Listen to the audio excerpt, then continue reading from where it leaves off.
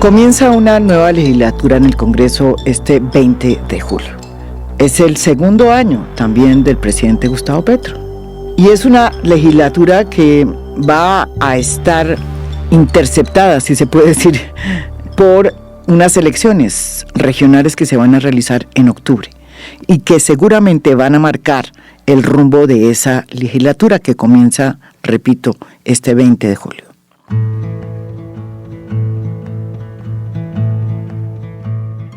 Para saber cómo pintan las fuerzas políticas, qué va a pasar con las coaliciones en el Congreso y qué va a pasar con la maniobrabilidad que va a tener el presidente Gustavo Petro en su segundo año de gobierno en el Congreso, invitamos a dos congresistas.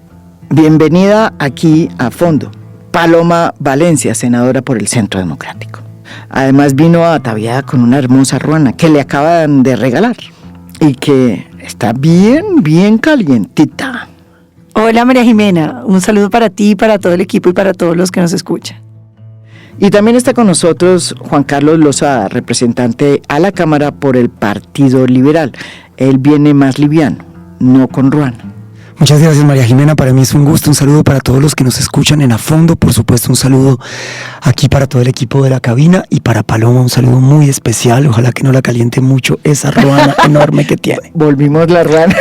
Me calienta más el debate que la ruana. A eso me refería, Paloma. Eso me gusta, así comenzamos bien. ¿Qué va a pasar en esta nueva legislatura que comienza el 20 de julio, Paloma?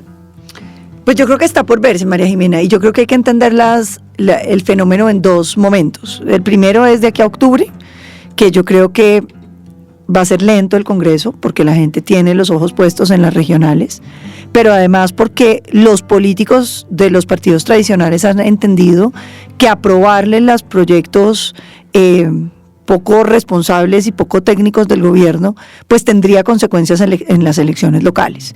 Entonces, muchos de esos políticos se abstienen porque tenían miedo del voto castigo que se podía generar contra sus candidatos. Pero después de octubre viene un periodo que está por definirse qué pasa. Primero, porque como ya no hay elecciones cerca, los políticos cambian. Y entra el interés de bajar la plata para los políticos locales, gobernadores y alcaldes. Ahí es donde están los negocios de los congresistas. Ni siquiera había cupos, eso es vía autorizaciones en el Ministerio de Hacienda, de las cuales nadie tiene ninguna trazabilidad. Y que incluyen pues muchas cosas que necesitan las regiones, pero también muchos fenómenos de corrupción. Entonces ahí viene una pregunta que se abre y que por supuesto hay que estar observante de qué es lo que va a pasar, porque ya no va a haber elecciones. Y el miedito de ser petrista en esas reformas, pues pasa. Y lo segundo es porque el gobierno ya anunció que no va a detenerse a pesar de que toda la capacidad técnica del Estado y de Colombia y de los think tanks están diciendo pues que hay que mejorar la reforma a la salud, que no sirve lo que están presentando, que no sirve lo que estaba en la laboral y que la pensional, siendo la menos mala de todas, sigue teniendo unos problemas que si no se ajusta pues que puede generar un déficit fiscal y una deuda pública acumulada que llegaría en 100 años al 250% del PIB según Fedesarrollo. Entonces, ¿qué preocupa? Pues es un escenario que yo asumo, digamos, con la tranquilidad de que si se pudo una vez, se pueden dos veces, pero con la preocupación de que vamos a entrar en un escenario con unas variables distintas, un gobierno que tiende a la radicalización y unos partidos que dejan de tener la presión de las elecciones. La legislatura que acaba de pasar es la legislatura donde se esperaba, o por lo menos eso decía el gobierno, pues que iba a ser la legislatura de las grandes reformas. Pasaron dos importantes, una es la reforma tributaria y la otra es el Plan Nacional de Desarrollo. Y terminaron ahí, entre el tintero, más bien un poco derrotadas, la reforma de la salud, la reforma pensional, la reforma laboral, entre otras. Pero sobre todo una que queríamos que pasara y que le hicimos fuerza aquí desde A Fondo. Y que usted, pues, era nada más ni nada menos que el ponente. Se trata de la reforma constitucional que permitía la comercialización de la marihuana para uso adulto. Que faltando el último debate, se cayó. Faltaron como 4 o 5 votos. Usted la va a volver a presentar en esta nueva legislatura. ¿Y cómo ve el panorama de lo que va a pasar en este Congreso que comienza? Por supuesto que en 2 días la vamos a volver a presentar y llevamos unos días ya de intentar llegar a acuerdos con aquellos que se nos voltearon al final, sobre todo con los senadores de Cambio Radical. No, digamos que en esta nueva fase de intentar aprobar ese proyecto, pues hemos incluido todo lo que ellos pretendían, no solamente en términos de la forma, sino también con varias de las propuestas de fondo que ellos habían hecho. Vamos a ver si de esa manera lo logramos sacar adelante. Pero para lo que nos convoca aquí de manera prioritaria, María Jimena, yo coincido con Paloma en su análisis. Me gustaría agregarle una cosa más, y es que hay una primera fase de esta legislatura que es fundamental y es lo que se va a jugar en los próximos días, que son las elecciones de las mesas directivas del Senado y de la Cámara. Ahí está la primera disputa y ahí está, si se quiere, el primer pulso que va a tener que vivir el presidente Gustavo Petro. ¿Será que el presidente Petro va a ser capaz de tener un presidente del Congreso que le sea afín justamente para cuando llegue el momento del trámite de las reformas más importantes, que él cuente con un presidente del Senado? ¿Será que en las comisiones que le son claves, importantísimas, como las comisiones séptimas, va a ganar el pulso que tiene?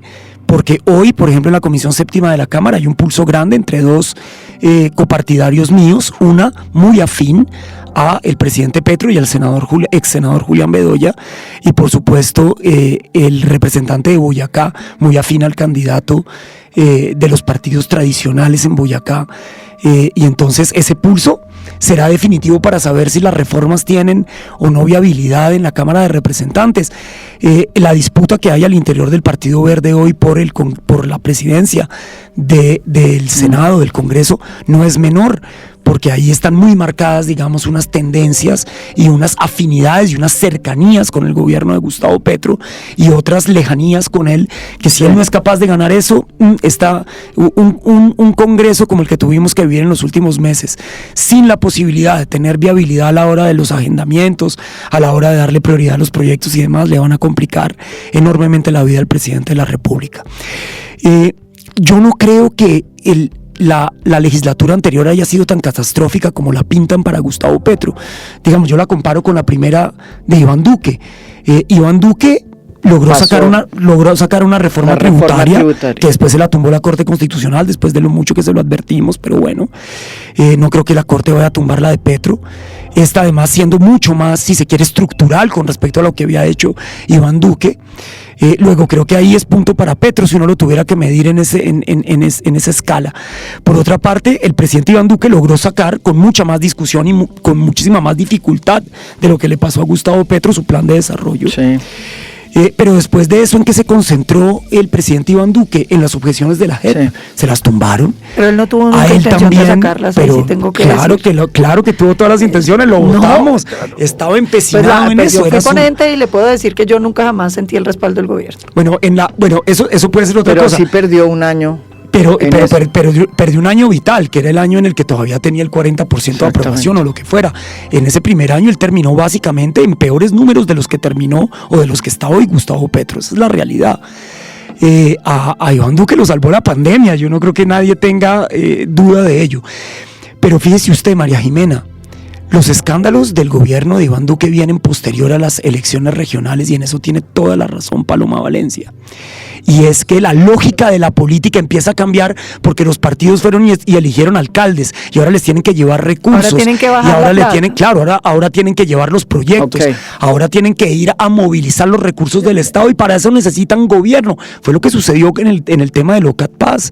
Eso cuando empezó a suceder, claro, cuando ya tenían alcaldes y gobernadores amigos con quienes podían movilizar los recursos en las regiones. Entonces yo estoy de acuerdo con Paloma que es muy probable que le sea más fácil a Gustavo Petro organizar una coalición de gobierno a punta de prebendas después que no es una coalición de gobierno, sino una coalición al menudeo, que es una coalición, entre otras, muy peligrosa, porque lo que estamos viendo en este gobierno, que creo que sí no lo veíamos hace mucho tiempo, es como el menudeo de los votos. Bueno, que eso que sí, una ahí cosa... contradigo a Paloma. En la época de Iván Duque fue tal cual. El Partido Liberal, que era el que terminaba haciéndole las mayorías cuando eran Centro Democrático y Partido Conservador y un sector de la U, el sector liberal que terminó haciendo con ellos las mayorías, también se hizo al pleno menudeo, Pues sin, aquí, sin claro, reparos. pero digamos que sin pelear con el presidente Gaviria. Aquí lo que uno ve es el enfrentamiento de un ministro con el presidente Gaviria compitiéndole el partido, que me parece que es muy complicado, y es lo que sigue, que es lo que hemos visto en el partido de la U, que es apalancar los partidos, digamos, en contravía de lo que están diciendo los directivos. Eso me parece que puede ser muy complicado, porque el escenario de la destrucción de los partidos en la democracia es muy complejo. Y por supuesto, cuando usted empieza a enemistar los congresistas con los jefes, pues puede romper los partidos. Yo creo que ese es un elemento que uno tiene que tener presente para la discusión que viene, porque es muy probable que veamos fenómenos de eso que creo que son muy distintos a los fenómenos de Iván Duque, pero el tiempo lo irá diciendo, porque aquí lo que uno ve es la competencia por el liderazgo del presidente Gaviria en el Partido Liberal, que se la está planteando Luis Fernando Velasco como ministro de una manera bastante agresiva, incluso poniendo casi que la bancada en contra del presidente Gaviria, llevando judicialmente pleitos incluso en contra de las decisiones de los directivos de los partidos. Entonces sí me parece que es un escenario distinto, y que por eso uno tendría que interpretarlo de manera diferente, porque el resultado de esto puede ser, digamos, el escenario menos traumático para el país es, sí, compran unos congresistas, hacen unas mayorías, y otro es implosionan los partidos políticos, ¿no? Es decir, bueno, pero eso pasó siempre. Pero a ver, un segundo, a mí me gustaría recordarle a Paloma por lo menos 30 escritos del presidente Gaviria contra Iván Duque. No, o sea, contra Uribe se la pasó en eso. Era un escrito semanal en contra de Iván Duque durante el paro nacional, antes del paro nacional. Es más, el presidente Gaviria apoyó la moción de censura que citamos nosotros contra Molano. Eso no se le puede olvidar. El presidente Gaviria tuvo un enfrentamiento desde el primer año con Iván Duque. Nunca entendí yo muy bien, después de que él obligó al partido. Yo fui el único que se opuso en aquella época, como consta en la secretaría del partido. Yo no voté por Iván Duque, pero el presidente Gaviria impuso al presidente Duque como fórmula para la segunda vuelta, y a los 10 minutos terminó en una garrotera con el presidente Duque tremenda, 4 años de pelea. Ahora, decir que este gobierno ha querido implosionar al Partido Liberal me parece que es demasiado. Hoy tenemos un problema en el Consejo Nacional Electoral por errores del propio presidente Gaviria.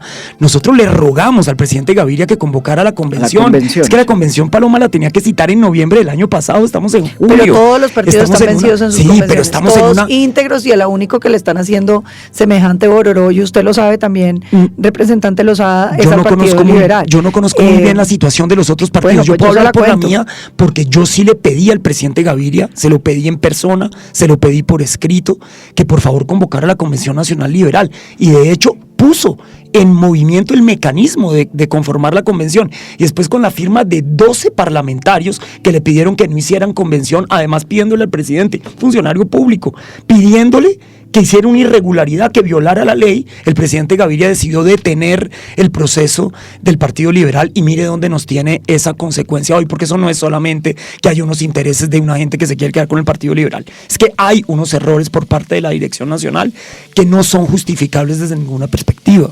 Pero es que Lozada lo veo muy petrista, ¿o no? No, yo no soy petrista, lo lamento. Lozada afortunadamente, muy petrista, no, yo caray. le voy a contar. Yo firmé, por ejemplo, la proposición de archivo de la reforma a la salud. ¿Cuál petrista? Si yo fuera petrista no estaría, yo soy independiente. Lo que pasa es que yo soy un poquito menos de derecha que su merced, y entonces pues claro que tengo algunas coincidencias. Soy un poquito más de izquierda en algunas que cosas. su merced. Acá hicimos una entrevista en A Fondo con Roy Barreras, que dijo que por cuenta de los errores del presidente se estaban reencauchando unos zombies como Germán Vargas Lleras. Juan Carlos, ¿usted lo ve reencauchado?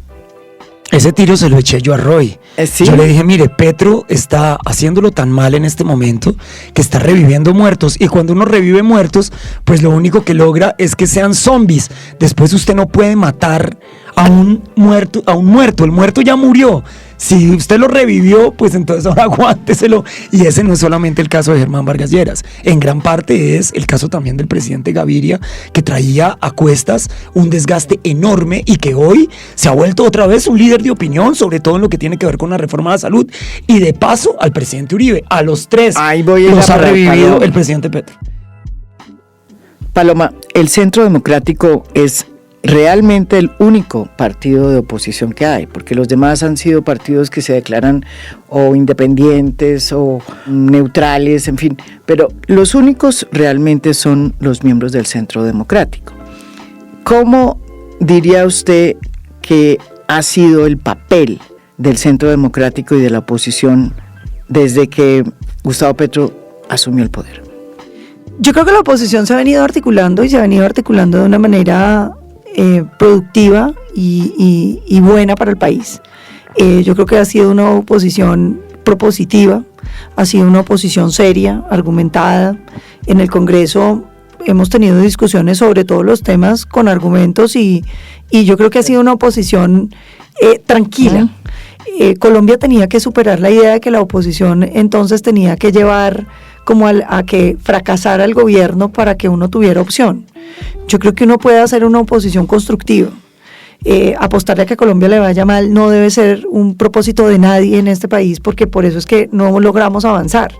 Y yo creo que ese mensaje lo tiene hoy muy claro la oposición, que aquí hay que construir sobre lo construido y hay que cuidar algunas cosas que están bien. Y creo que el gobierno está sirviendo mucho en una cosa, María Jimena, y era la idea fundacional que tenían esas izquierdas radicales, que es que en Colombia no había nada, que en Colombia no se había hecho nada más o menos desde que llegó Cristóbal Colón.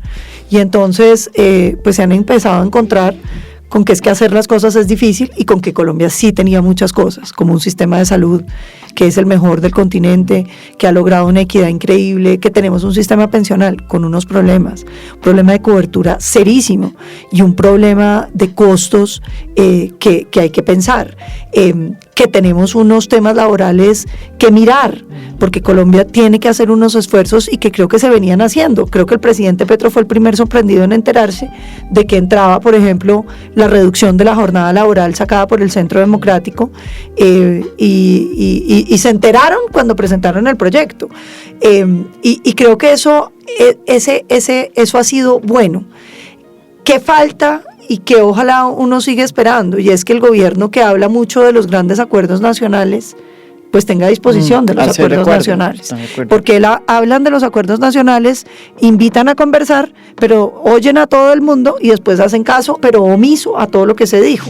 Entonces, hombre, si vamos a hablar, si la oposición está en un plan de construir, que el gobierno entre en el plan de construir. Yo creo que el país necesita entender que hay unas cosas que sí están funcionando bien.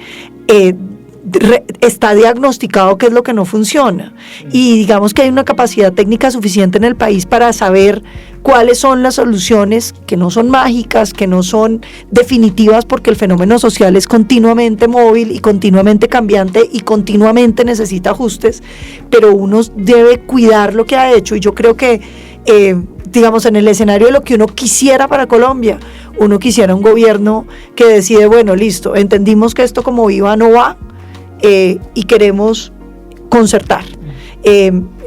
Respetamos el sistema de aseguramiento en salud, pero miremos un nuevo sistema para las regiones apartadas de Colombia y reconozcan que se hizo un esfuerzo con EPS, que lo hizo el presidente Santos, las EPS grandes, con un dominio territorial. Ahí hay unos resultados, construyamos encima de eso. Creo que el gobierno tiene que bajarle la soberbia, valorar la capacidad técnica y entender que los acuerdos no es imposición. Pero fíjese una cosa, yo coincido con Paloma en gran parte de lo que dice, pero me gustaría como mirar la otra cara de la moneda. Yo coincido con Paloma plenamente en que el gobierno tiene que aprender a construir acuerdos, si es que de verdad quiere ser un gobierno de acuerdo nacional. creo que estoy plenamente de acuerdo con Paloma en que, como dijo Boric en Chile, es que otra cosa es con guitarra.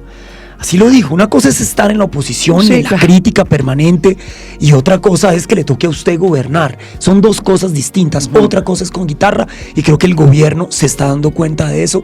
Yo estoy de acuerdo con Paloma en que nuestro país no está en ceros desde la colonia. Aquí hay cosas que se han construido y que aquellos que las han negado hoy las tienen que valorar. Pero al mismo tiempo también me parece que en los últimos años en Colombia ha habido unos gobiernos que, a pesar de los diagnósticos y a pesar de saber que hay cosas que no funcionan en los sistemas, no lo solucionaron. De acuerdo. Y entonces le tenemos que reconocer al presidente Petro, si es que al final es capaz de construir acuerdos, que haya puesto esos temas sobre la agenda nacional como prioritarios. Yo creo que Colombia se lo va a tener que agradecer a futuro, porque no podrá venir un gobierno, sea de derecha, de centro izquierda, de centro derecha, el que quiera que venga más adelante, si es que Gustavo Petro no es capaz de construir estas reformas que pueda obviar el hecho de que el sistema de salud necesita unas mejoras, de que el sistema pensional pero la necesita reforma a la unas salud, mejoras. pero por ejemplo, pero yo estoy de acuerdo con usted en lo que ha dicho la reforma a la salud. Se presentó y se acuerda que con el paro no dejaron ni siquiera discutirla. Entonces, fíjese que es que el tema es que la oposición hirsuta que tuvo el presidente Duque tampoco dejó avanzar, porque el proyecto tenía cosas buenas, tenía cosas medianamente sensatas. Ese era el proyecto de salud de Duque. Que en el que estaba de acuerdo Cambio Radical y todo eso, y en el paro dijeron pues que más o menos había que cortarse la cabeza, que eso no se podía ni siquiera discutir. Era un momento de un incendio social en el que el error no era de quienes se oponían, sino del gobierno que las presenta en un muy mal momento. Sí. Tan mal momento como en el que presentó Gustavo Petro esta reforma a la salud. El peor momento de todos, porque mire, Iván Duque pasó su primer año habiendo aprobado dos cosas, y yo estoy seguro que Gustavo Petro tiene cosas que contar en el Plan Nacional de Desarrollo, que no es perfecto, yo lo critiqué, le hice propuestas, no todo lo que está ahí es bueno, pero hay cosas rescatables de la propuesta de Gustavo Petro. A mí, por ejemplo, lo de economía popular me parece que es un gran acierto. Claro, hay muchos aciertos, los temas de medio ambiente, el medio ambiente sí está muy enfoque, pifiado. a mí sí me gusta el enfoque que le están dando, por ejemplo, a la lucha contra la deforestación, y estoy seguro que es una mucho mejor política que lo que teníamos antes. No, la deforestación estoy de acuerdo, pero vamos a ver si les funciona. Ojalá, pero fíjese usted, él dinamitó su gobierno con esa propuesta de reforma a la salud sin la posibilidad de discutirla antes de presentarla. Los partidos que nos habíamos declarado de gobierno le habíamos rogado. Fue la petición del presidente Gaviria que le permitiera no se acordó, y lo hacer que se parte de la redacción. Y otra cosa que pasó es que finalmente se sientan los partidos de la coalición, hacen un acuerdo y resulta que la ministra... Y lo incumplen, y el propio presidente de la República acepta que lo incumplen, y por eso termina sacando también a Carolina Corcho. Pero sin embargo, fíjese usted que nos querían llevar a votar ese informe de ponencia de segundo debate sin cumplir el acuerdo tampoco. Entonces ahí uno dice, bueno, no, esto así no es posible, para que no me diga petrista Paloma. Yo soy independiente, y a mí hay unas cosas que me gustan, otras que no. Por eso lo quiero, por eso lo quiero tanto. Y lo mismo, por eso porque yo creo que usted es el centro del centro democrático. El verdadero centro. Entonces, claro que uno no le puede tampoco hacer alabanzas al gobierno cuando utiliza mecanismos tan torpes en política como tratar de ferrocarrilearnos, como se dice en política, sin permitirnos hacer las enmiendas que los textos necesitan. Eso es absurdo. Yo creo que por eso se acaba de caer el plan de desarrollo. Yo lo demandé. O sea, lo que hicieron en Senado, bueno, primero... ¿Por qué, Paloma? Porque hicieron una cosa que fue tenaz, María Jimena, que fue... Paloma tiene proposiciones sobre el plan de desarrollo. Yo he llevado varias proposiciones con temas de medio ambiente. Por ejemplo, habían hablado mucho de la ciudadanía que en Colombia sigue cocinando con leña, que es un tema no solamente para evitar ambiental, para que eso se evite. De salud. Es un tema de salud, o sea... Y yo presenté unas proposiciones para que subsidiáramos en los departamentos donde más del 10% de la población sigue trabajando con leña, sigue cocinando con leña, subsidiáramos el gas GLP, que es el de los cilindros, para poderlo llevar al campo. Pues ni siquiera me dieron oportunidad de discutir la proposición, o sea, no le digo que me la negaron, sino que me metieron en un bloque. Pero no solamente no nos dieron oportunidad de presentar las cosas que queríamos presentar, sino que aprobaron modificaciones sobre el texto sin siquiera leer las proposiciones modificatorias y votaron todo eso sin saber. Por ahí leyeron unos pedacitos, ahí fue que querían meter, por ejemplo, el giro directo del sistema de salud en un mico que estaban metiendo por ahí sin discutirlo y sin nada, y metieron un montón de micos así, por ejemplo, la expropiación, por ejemplo, la actualización automática del catastro que le va a subir el predial a todos los colombianos, y por esa razón yo creo que muchos de esos artículos van a terminar condenados porque pues la Corte ha sido clarísima en que eso no lo pueden ferrocarrilear. Pero yo quería decir también lo siguiente, yo creo que la salida de Roy Barreras también afectó negativamente al gobierno. Porque es que yo creo que Roy Barreras es era el armador político del pacto histórico. Yo también estoy de acuerdo. Y les ha costado muchísimo trabajo organizarse sin Roy, Paloma, por lo menos en Senado. En la última sesión de Cannabis, el día que lo hundieron, un par de horas antes de que lo hundieran, porque esa sesión fue larga y se habló de muchos temas, Paloma habló de cosas, yo no me acuerdo cuál era el tema, bueno, la sesión de la oposición. La sesión de la oposición, que también no la quitaron. Y yo le escribí a Roy Barras y le dije, jefe, usted no sabe cuánto, yo le digo jefe a la gente, no es que Roy sea mi jefe, le dije, oiga, maestro, mayor, ¿cuánta falta me hace hoy usted aquí? Porque se necesita un armador para esto. Estábamos a un voto. Es cierto. Estábamos a un voto y estoy seguro que con usted aquí hubiéramos logrado mayores consensos y mayores acuerdos y mayor firmeza de la coalición de gobierno si se quería para sacar ese proyecto adelante. Y él me respondió y creo que se lamentaba también de no estar para las 3 últimas semanas, 4 últimas semanas, que son las más importantes en el Congreso. Yo le digo que desde que se fue Roy, el Senado quedó bastante quieto. Y una cosa, Paloma, yo creo que para reiterar lo que dije al principio, la disputa por las mesas directivas no es un tema menor en el Congreso. Sí, de acuerdo. Y creo que justamente lo que está diciendo Paloma con respecto a la necesidad de tener un tipo como Roy Barreras, que es capaz de correr toda la cancha y de ser el armador del juego, es absolutamente necesario. Pero no lo tiene. Hoy no lo tiene el gobierno nacional. No tienen una persona que pueda reemplazarles a Roy, y creo que ahí van a tener una dificultad muy grande, porque yo lo sentí. O sea, yo le dije a Roy, yo no lo voy a extrañar porque usted siempre hace que voles para el otro lado. Bien ido. Y le dio muchísima risa. Pero claramente es un goleador. Roy es un goleador. O sea, uno puede decir lo que quiera, pero es una persona de una habilidad política extraordinaria. Impresionante. Y yo creo que el gobierno lo va a extrañar mucho más de lo que creen, incluso. Creo que lo estaban subvalorando y las acciones de Roy van a subir en el petrismo. Las cosas han ido cambiando, así pensemos que no. Por ejemplo, es evidente que tenemos por primera vez de presidente a un político que hizo oposición durante los últimos 30 años o más. Y que ahora tenemos en la oposición a quienes estuvieron en el poder durante los últimos 30 años. Y si algo hay que resaltar es que ambos han respetado la institucionalidad. Y en el caso del Centro Democrático me parece que para ellos esta nueva realidad pues ha sido una experiencia importante que se ha hecho dentro de los cauces democráticos. Y eso hay que resaltarlo. Hay una maduración en nuestra democracia increíble y yo diría no solamente el rol de la oposición, sino el rol también de los independientes. Porque es que hay unos que podemos apoyar unas cosas, pero criticar otras. Exacto. Y tener independencia, yo creo que eso también es una cosa que es muy valiosa. Ahora, hay figuras como Paloma que ha hecho una buena tarea, y así hay muchos en la Cámara, hay unos tipos espectaculares del Centro Democrático, tengo que decir, como el doctor Cadavid y el doctor Forero, dos señores que hacen política con mucha pausa, mucha tranquilidad, mucha argumentación, pero que también saben llegar a consenso, ¿sabe? Ellos han votado cosas a favor del gobierno, no son unos obtusos que dicen, no, lo que sea el gobierno votó, no, también están para construir y para votar las cosas que corresponden, casi los convencen de votar yo creo que eso es bien importante, porque es que si usted piensa en el gobierno Duque, con todas las críticas que se le puede hacer, las críticas que se le pueden hacer a la oposición son mayúsculas, es decir, una oposición que todo el tiempo estaba buscando a ver si Duque se caía, si Duque lo tumbaban, paros que paralizaron el país, que nos llevaron a una situación, francamente, el suroccidente pues no se recupera de eso, ¿no? El suroccidente quedó herido, y si no hay un plan de choque para el suroccidente, entre otras cosas, pues la situación de Nariño, Cauca y Valle va a ser muy compleja. Eso está entregado a la delincuencia. Porque Pero Paloma, hay que decir que es que también se venía de una oposición de ustedes que era muy dura contra Juan Manuel Santos y el nosotros acuerdo de nunca paz. jamás hicimos cosas de esas.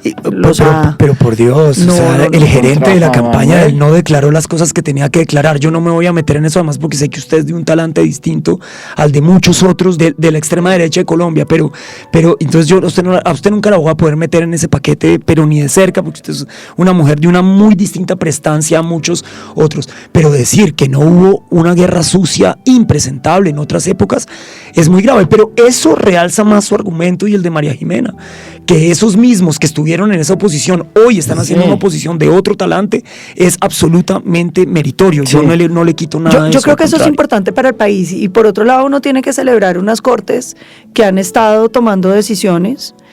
Preocupante lo del presidente con los medios de comunicación y con las cortes, digamos que eso a mí me genera cierta inquietud, porque si sigue por ese camino, pues uno sí empieza a sentir cierta preocupación, es decir, acusar al Consejo de Estado de darle un golpe de Estado blando y todo eso, bueno, y lo mismo, por ejemplo, el tema pues de todo el mundo con patrón, ¿no? Ahora cada vez que el presidente tuitea contra uno es su patrón. Pues hombre, Pues yo no me quiero volver cansón y repetitivo, pero también ha habido del lado de ustedes un ataque permanente a las cortes, Paloma. Digamos, la relación del uribismo con las cortes no ha sido pasado duro de ser el reconocimiento de una institucionalidad. Y yo veía hoy un trino de Miguel Uribe, que le decía al presidente Petro, oiga, no se eche usted, pues aquí Ave Marías, ¿cómo es que dicen? Es que yo como no Ave sé. Marías con camándulas ajenas. Sí, Ave Marías con camándulas ajenas, y es que la bajada del dólar no tiene nada que ver con usted, eso tiene que ver con que hay un Congreso que responde, que hay unas cortes que responden, que hay, en fin. Y yo digo, bueno, pero ¿acaso no eran ustedes los que decían que este señor iba a acabar con toda institucionalidad del país? Entonces, si usted le está atribuyendo al hecho de que haya una institucionalidad en Colombia, que el dólar haya bajado, pues algo tiene que ver también con que ustedes le dijeron algunas mentiras al país a decir que esto se iba a volver Venezuela, que aquí se iba a perder la confianza inversionista porque íbamos a hacer una dictadura, que el señor se iba a querer perpetuar en el poder. No, en Colombia funcionan las instituciones, esté el uribismo, esté el santismo, hoy esté la izquierda, y eso es algo que nos tiene a nosotros que enorgullecer en términos institucionales del país. No, yo creo que siempre va a haber controversias entre los poderes. Pues ojalá. Es imposible yo estoy que no. de acuerdo con usted, pero yo no creo que uno pueda minimizar, digamos, el riesgo que sí es evidente de un presidente que tiene una tendencia ideológica muy cercana a la de Maduro.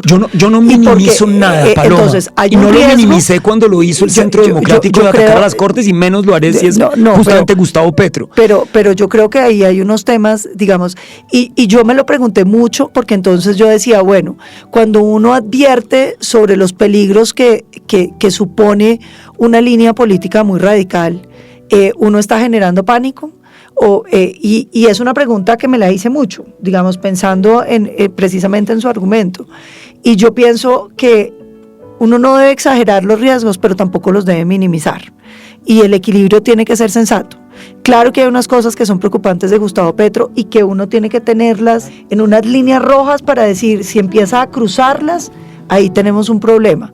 Y si no las cruza, estamos bien. Y creo que no puede uno decir que uno advertir los riesgos sea exagerar los riesgos.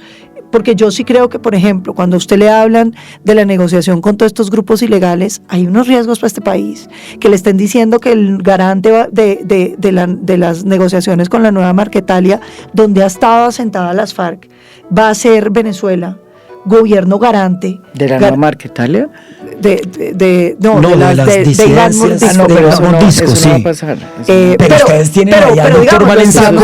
Pero bueno, ahí tienen él está pero le quiero decir que eso no va a pasar. Bueno, pero esas son una parte de las líneas rojas. Eso no va a pasar, se lo digo ya.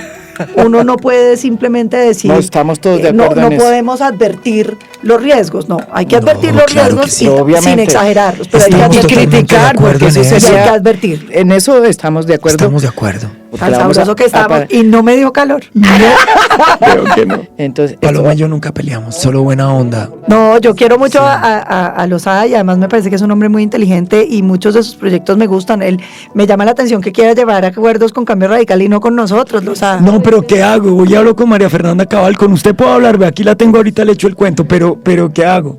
No, pero es que uno puede, pero es que, ¿sabe qué es lo que yo creo que en el país uno tiene que dejar de pensar? Que es que hay unos con los que sí y otros con los que no. Es que en Colombia tiene que caber todo el mundo. Saben que hay podcasts en que uno sale con la moral en el suelo. Bueno, con este salió un tricito optimista. Esto es A Fondo, un podcast original de Spotify. Mi nombre es María Jimena Duzán.